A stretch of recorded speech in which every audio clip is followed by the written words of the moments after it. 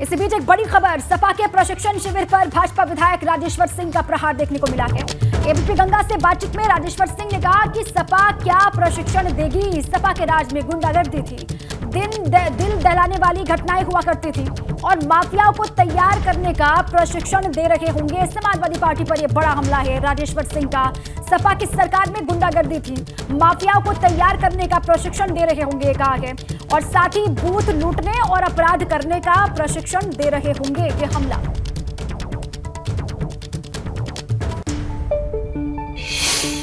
हमारे साथ इस समय भाजपा के विधायक डॉक्टर राजेश्वर सिंह जी हैं। राजेश्वर जी, आज समाजवादी पार्टी के प्रशिक्षण कार्यक्रम की शुरुआत हुई है, बूथ स्तर पर मजबूत कर रहे हैं, आप कैसे देखते हैं? बूथ स्तर पर क्या प्रशिक्षण देंगे? क्या प्रदेश था उनके टाइम में? अपराधियों माफियाओं के नाम से उत्तर प्रदेश जाना जाता था, दिल दहलाने वाली घटनाएं हुआ करती थी, बम धमाके हुआ करते थे। यही माफियाओं को तैयार करने का प्रशिक्षण दे रहे होंगे, कैसे बूथ को लूटना है, कैसे अपराध करना है। मुझे तो नहीं लगता और कोई प्रशिक्षण दे रहे होंगे। बसपा गांव-गांव जाने के लिए अभियान शुरू कर रही है। बसपा के पास अब कुछ नहीं बचा है। बसपा की नीतियों से, बसपा की नीयत से, बसपा के नेताओं की नीयत से जनता विमुख हो चुकी है, उनके साथ नहीं है। सब ढोंग है, नौटंकी है। पहले राम भक्तों पे गोलियां चलवाते हैं, हिंदुओं के साथ नाइंसाफ़ी करते हैं, एक धार्मिक तुष्टीकरण के लिए कब्रिस्तान की दीवारें बनवाते हैं। अब ये सब ड्रामा नहीं करना चाहिए। जनता जानती है, जनता बहुत इंटेलिजेंट है। ये सब ड्रामा नौटंकी करने से समाजवादी पार्टी का भला नहीं होगा। उनका चाल चरित्र और चेहरा जनता जानती है। अपराधियों को, माफियाओं को प्रशिक्षण देने का काम कर सकते हैं, इससे ज़्यादा कुछ नहीं है। उनका असली चेहरा सबके सामने उजागर है। कैमरा सहयोगी प्रमोद के साथ शैलेश अरोरा, एबीपी गंगा, लखनऊ। और देखिए, समाजवादी पार्टी के प्रमुख राष्ट्रीय महासचिव प्रोफेसर राम गोपाल यादव ने एबीपी गंगा से बातचीत में कहा कि अखिलेश यादव के ब्लड में राजनीति है। नेताजी के सानिध्य में अखिलेश ने राजनीति को सीखा है और उसका परिणाम विधानसभा चुनाव में दिखा।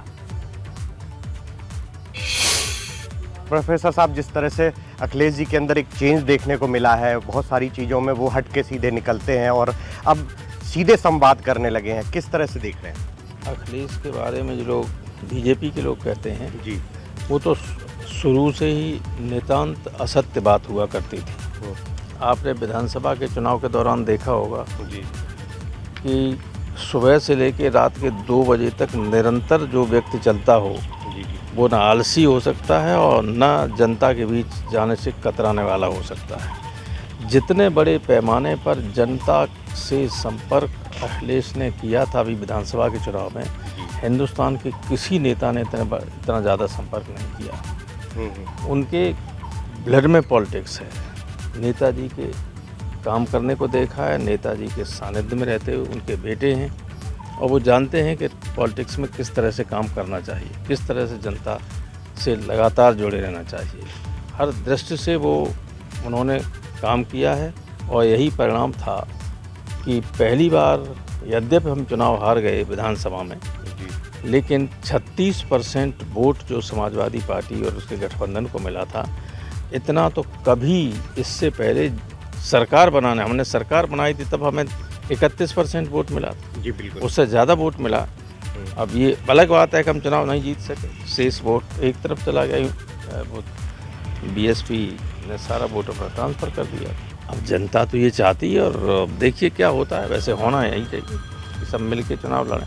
इसमें क्या वो तो सीधे सीधे कहते हैं कि इससे वो गिले शिकवे दूर करेंगे और 2024 में पूरी ऊर्जा के साथ उतरेंगे। वे दूर नहीं करते हैं, वो साजिशें करते हैं कि कौन सी झूठी बात फैलाई जाए, किस तरह से समाज में नफरत एक दूसरे के खिलाफ फैला के लाभ पहुंचाया जाए उनकी पार्टी को, उनके संगठनों को।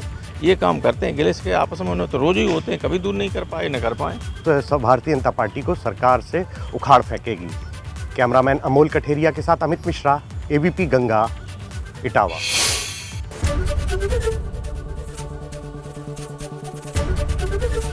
एबीपी गंगा, खबर आपकी, जुबान आपकी।